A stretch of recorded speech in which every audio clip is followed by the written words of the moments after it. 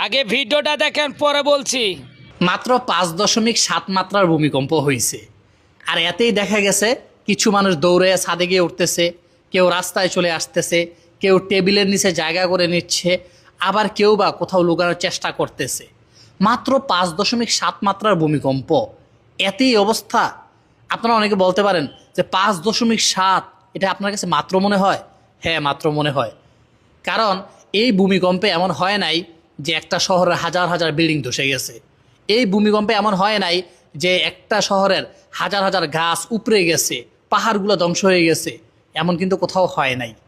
অথচ আল্লাহ রবুল্লা আলমিন সূরা ইনফিতার, যেটা পবিত্র কোরআনের 82 নম্বর সূরার মধ্যে আছে, সেখানের মধ্যে উনি বলতেছেন সেই দিনটার কথা স্মরণ করতে যখন আকাশ ভেঙে এই জমিনের মধ্যে পড়বে, তারকাগুলো ভেঙে ভেঙে জমিনের মধ্যে পড়বে, যে পাহাড় দেখছি বিশাল বড় বড় পাহাড়, এই পাহাড়গুলো তুলার মতো উঠতে থাকবে। কি ভয়ঙ্কর অবস্থা হবে তখন। আর সেই দিনটা এই জমার দিনই হবে। আপনাদের কি মনে আছে একবার রাশিয়ার একটা রকেট মহাশূন্যের মধ্যে যোগাযোগ বিচ্ছিন্ন হয়ে যাওয়ার পর সবাই চেষ্টা করে এটা যাতে করে পৃথিবীর কোনো জায়গায় না পড়ে, কারণ পড়লে অনেক মানুষের ক্ষতি হতে পারে। সবাই টেনশন করছিল, চাচ্ছিল এটাকে মহাশূন্যে কোথাও যেন ব্লাস্ট করে ধ্বংস করে দেওয়া যায়। একটা সামান্য রকেট, এটার জন্য কত দুশ্চিন্তা ছিল। 5.7 মাত্রা ভূমিকম্প, এটার জন্য পুরো দেশ আতঙ্কে চলে গেল।